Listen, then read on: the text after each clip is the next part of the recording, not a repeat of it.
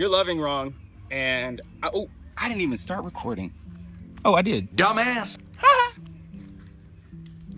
You're loving wrong. Well, damn, nigga. And that's not my opinion. I'm just the messenger from a guy that lived, that was a Danish philosopher in the 1840s. So don't be mad at me. I'm just relaying the message. I'm just relaying the message, but I'm really excited about this one. So there's this guy named Kierkegaard. Kierkegaard?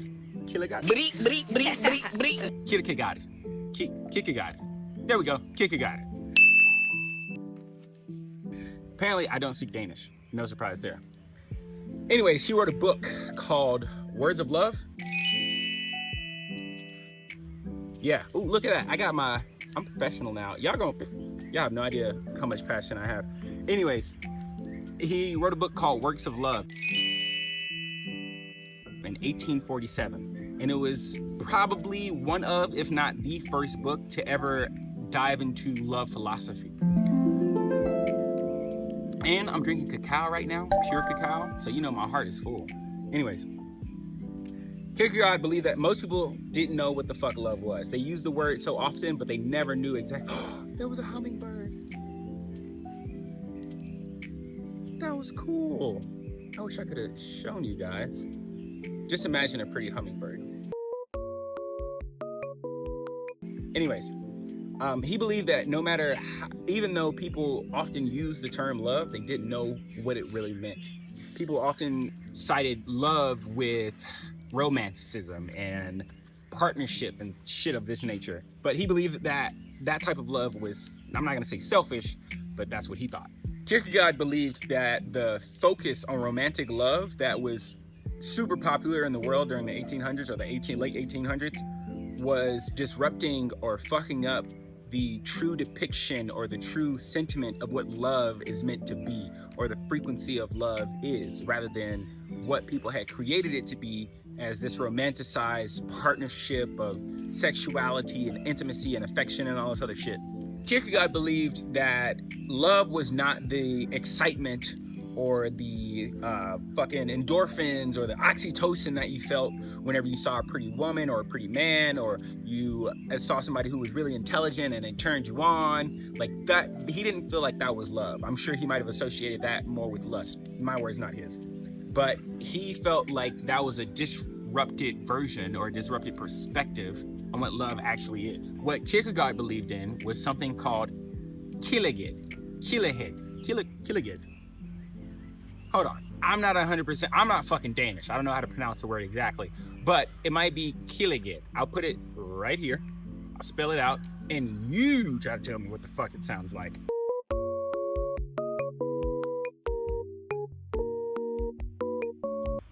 Anyways, he believed that love was not meant to be reserved for particular people. That love was not meant to be reserved for those that you are fond of. That love was meant for everyone. So Kierkegaard believed that there were two forms of love. One called elskov, which was the more erotic, sexual, intimate, romantic love. And the other, which was Kierkegaard, which was the belief that all people, all things deserved love, not reserved for romantic partners or family. So for Kierkegaard, practicing love or practicing Kierkegaard, I'm gonna mispronounce that word for the rest of this fucking video, but it's okay. You get where, you know, my heart's in the right place.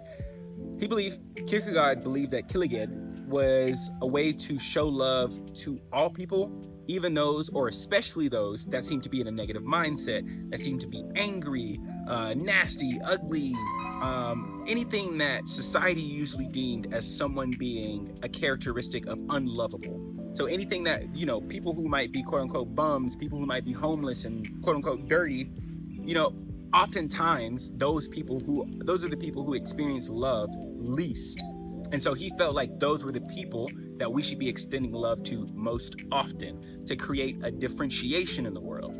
So not to reserve your love for somebody that you're attracted to or someone that is gorgeous, but to openly express your love to all things and all people that you encounter, especially those that seem to be in a not so positive or a not so comfortable state of being. Kierkegaard also felt like he wanted to express the fact that oftentimes with these people who have so much hatred in their heart, people who have so much negativity in their energy, are people that have somewhere deep down in them a lost, traumatized, or afraid child that is simply lashing out, that never got to experience the love or the kindness that they needed to experience in order to turn these turmoiled emotions into something truly beautiful. Because I believe, this is from me, this ain't got nothing to do with the Danish man that I'm talking about right now. I truly believe that real hurt people will never hurt people. I don't believe in the statement of hurt people, because when I get hurt, I know for a fact that I'm going to go to great measures to ensure that other people are not hurt in the way that I have been. Because if I went through that experience, then why not spare somebody else of going through this pain if I can give them the opportunity to? Because I can't force a horse to drink, but I can show them where the lake is. And that is what I believe as far as like hurt people don't hurt people, or hurt people heal people. Yeah, I think that, that sounds fire. That's a bar right there. You know what I'm saying?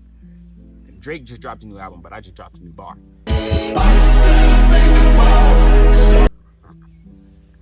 The cacao is working. Kierkegaard having this ideal, he truly believed that we needed to extend our love past our attraction.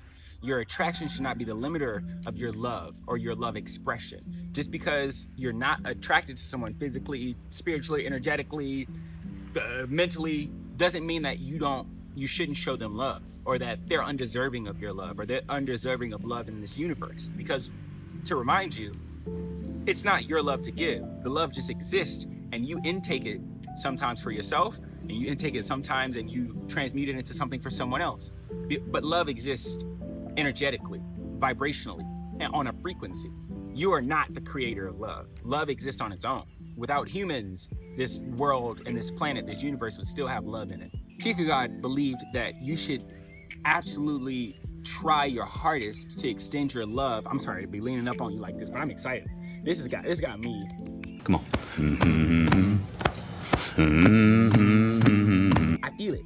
But Kierkegaard really believed that you needed to extend your love past your attraction. To extend your love to those that, especially to those that, once again, I feel like I might be sounding like a broken record, but it's the truth. You need to extend your love past those that you're attracted to, those that you're consistently around. The people that you encounter on a day-to-day basis should feel loved in your presence. And if they don't, that's okay. Some people are different, but what I feel like is important is for you to make the effort. For you to, if you have love in your heart, be willing to express it and give it to others. Because what you give to others is what you receive from others. And if you want to receive love in this world, you have to give love in this world. You have to give graciously and receive gracefully. Or give gracefully and receive graciously. Or receive with gratitude and give with love. Whatever you want, however you want to arrange the words. But you know what I'm telling you. You should, let me not tell you what you should do.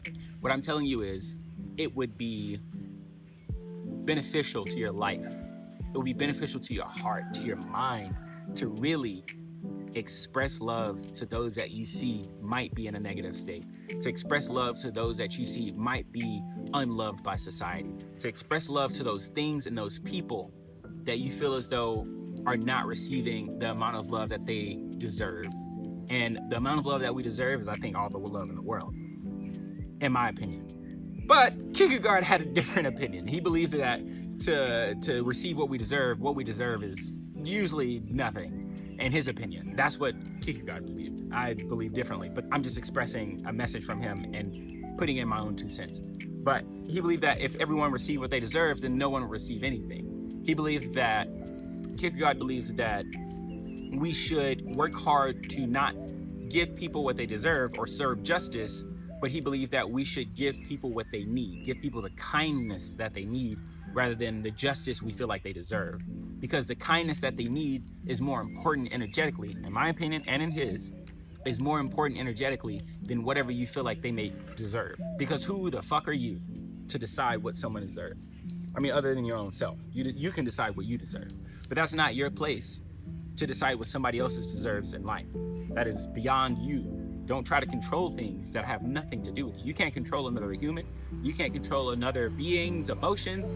None of that. But what you can do is control yourself.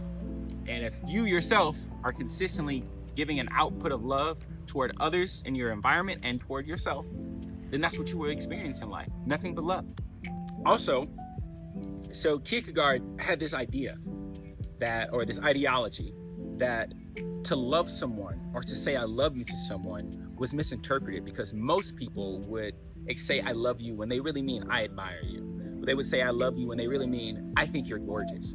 They would say I love you when they really mean I appreciate the way you make me feel.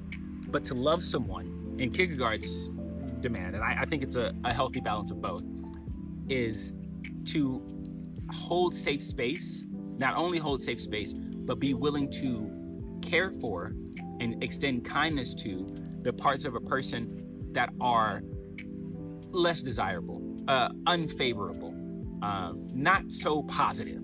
Things like greed, arrogance, hatred, ignorance, dishonesty, violence, ego. That's a big one. Oh, fuck, that's a big one. Cruelty, all of these things that we all have within us that, might be dialed to a different percentage for every person, but we all have all of these characteristics within us. And it's in Kierkegaard's belief system or ideology, he felt like in order to say I love you, you would need to be able and be willing to hold space and show kindness to a person in the moments where they're not showing that kindness to you or anyone else around them. In those moments where they're being arrogant, where they're being violent, they're being angry, greedful, egotistical, all of these things that are not associated with quote unquote positive emotions or positive characteristics.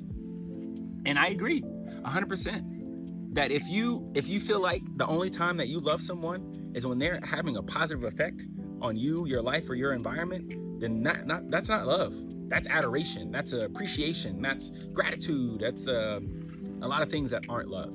The next part. Don't leave yet. Give me a few moments. I got you. I'm getting there. Now, I've gotten to a lot of points, but I want to get to a few other things. One of my favorite things that I learned about Kierkegaard and his ideology on love, and from the book that he wrote, Words of Love, he had this ideology of a ladder for love. These steps that it took to get to a point of the Kierkegaard of love, or what I believe to be unconditional love, what I've experienced to be unconditional love. The first step, and this is the pathway to getting to a point to where you can unconditionally love the universe. The first step is to love those that love you. Simple. It's easy to reciprocate. If someone is showing you love, oftentimes it's easy to show them love. I mean, not for everybody, but it's simpler. It's easier. It's more naturalistic to give love to someone that's giving you love, or something that's giving you love. The second step is to love those that do not love you. That, oof, some people it's tough. For me, it's not, because I embody love in everything I do. I am love. Like I said earlier that I believe that, love is a frequency that exists in the universe. I believe that I am really, really, really attuned into that frequency. So I have never had trouble loving people that don't love me. And the next step, well, let me focus a little bit more on that. To love someone that doesn't love you is the start of the extension of being able to openly express love or openly receive and give love to those, no matter what you may feel about them personally, because your bias does not decide what they deserve. You're entitled to live your life however the fuck you want. But if you want to live your life in a way that is loving and nurturing, then it would behoove you to make that step of loving people who do not love you. Although it may be hard for some, it's conducive to the beauty of life. It's conducive to the enjoyment of life, to the love of life. You get where I'm going? You picking up what I'm putting down? Because I'm not talking too fast. You listening too slow. The third step, to love those that speak ill will on you, to love those that prosecute you, to love those that hate you. Not only do they not love you, but they go in the complete opposite direction. They persecute you for who you are. They have hatred toward your ideals or your existence or your philosophy of life, whatever it may be. They hold a negative space in their heart for you. And that's a beautiful moment for you to be able to hold a loving space in your heart for them. You don't have to like them. You don't have to be their best friend. You don't have to text them every day, hey. But what you can do is hold a space for love for them in your heart. Because I've seen it on multiple occasions where people who have had a negative emotion toward me, and I have had nothing but love for them, turn a leaf and okay, maybe you're not that shitty of a person, or maybe I had the wrong idea. And I'm not saying that's always going to be the case, because don't do something for the expectation of change, but do something because it's what you want to do. I hold love in my heart for people that have negative emotions towards me or negative emotions toward my ideologies, because I feel like it's important to do so. I feel like it's important to hold love for all things and all people, because we do not have enough love in the universe. I strongly believe that. I think there's an infinite amount, but I don't think that we as humans experience it enough. So what I'm going to do is I'm going to ensure that every person that I encounter experiences unconditional love to the fullest extent or to an incremental extent. Whether they receive it is not up to me. All I can do is provide them with the opportunity to receive it. So now we've gotten through the first 3 steps. Or I don't know where the camera's gonna cut off at, but I'll put it here, here, and here, right on my face. Anyways, we've gotten to the third pike of the ladder of love.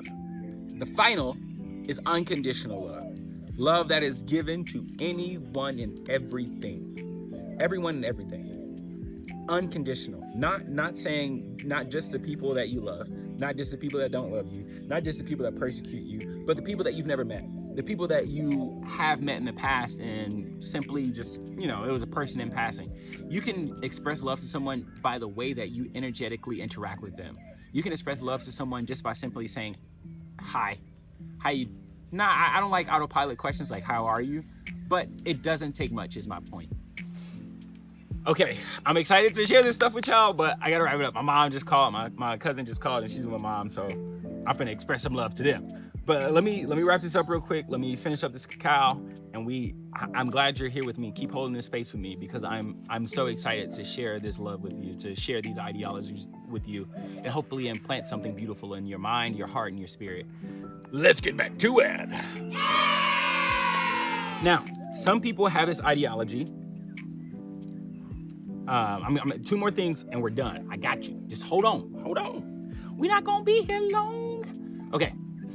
So there are 2 things. One, some people have this ideology, and I'm not saying me, because this isn't something that I can relate to, but some people have an ideology of saying that they believe in love, but they have yet to find someone to love. They have yet to find someone to fall in love with.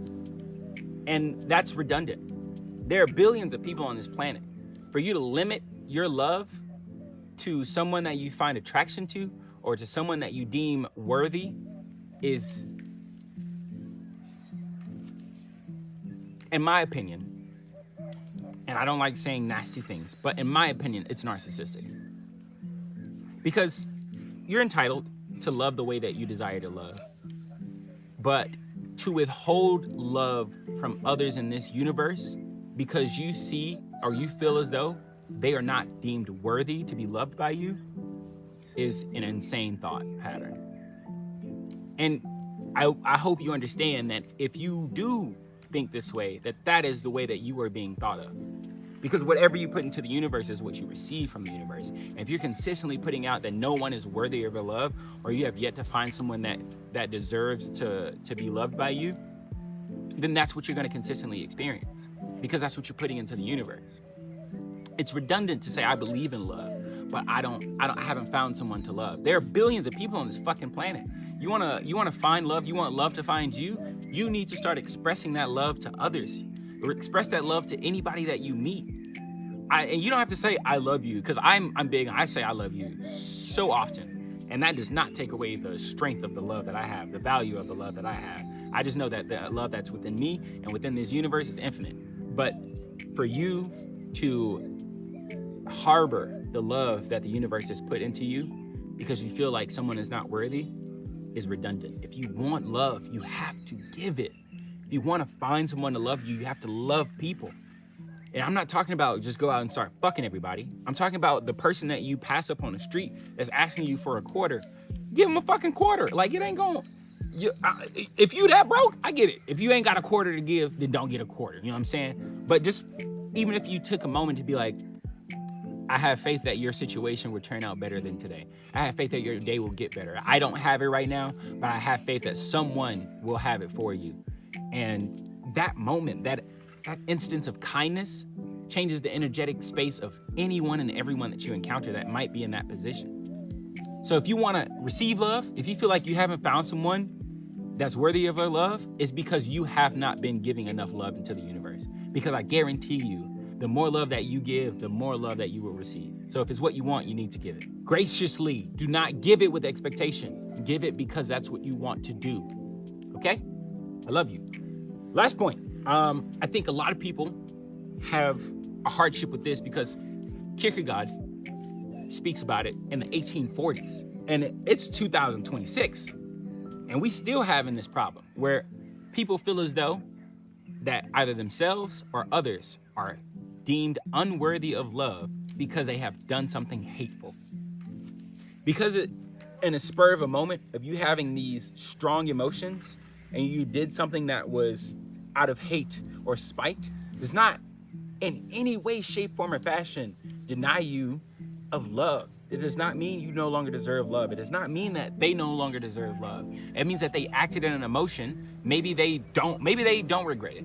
Maybe they feel like it was justified. Maybe they do regret it. Maybe they feel like it was unjustified. That is irrelevant.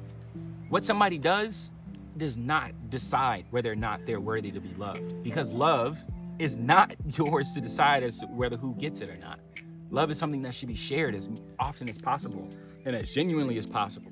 To express love, you must be willing to love those that do hateful things, because those people, the people who do hateful things, the people who say hateful things are always, I guarantee you, are always the ones that need to love the most. Always the ones that need to love the most. Because the only time hatred can exist is in the absence of love.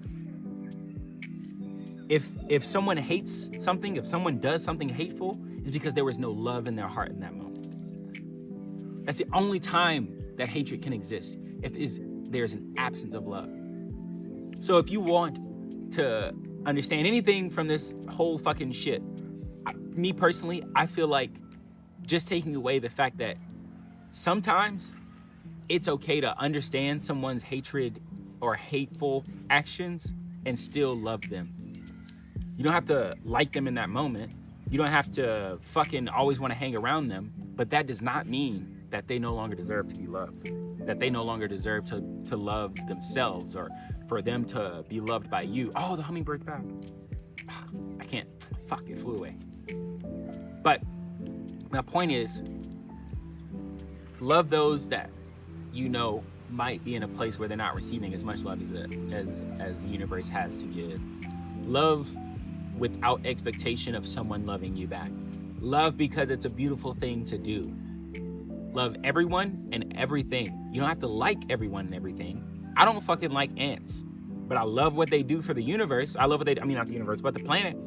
So I ain't gonna be out here, you know what I'm saying, fuck an ant. You know, I might every once in a while because I ain't perfect. But my point is, having love for everyone and everything is very important, because it is never going to turn into something negative. Overall, I truly believe that it's important to love in a way of Kierkegaard, because to love unconditionally, to love everyone and everything, and to love yourself creates a beautiful experience in life. And I believe firmly that if you want to have a beautiful, a joyful, a loving experience in life, then you need to give love. And if you want to receive love, you need to give love. So keep loving yourself, keep loving those around you, keep loving those that love you, keep loving those that don't love you, keep loving those that prosecute you or hate you, and then make sure you love everyone and everything. Man, this has been beautiful. Kierkegaard, thank you for your fucking words. Thank you for the book. Thank you for your ideologies. I know you dead and you ain't ever gonna see this video, but I feel you in my heart, doggy. And I love you, and I speak true peace, positivity, prosperity, protection, love, light, and laughter upon you and all your loved ones. Peace. Wow, that was beautiful. I'm so satisfied with that. I'm so satisfied. I feel so passionate about spreading this love. Oh, I can't wait.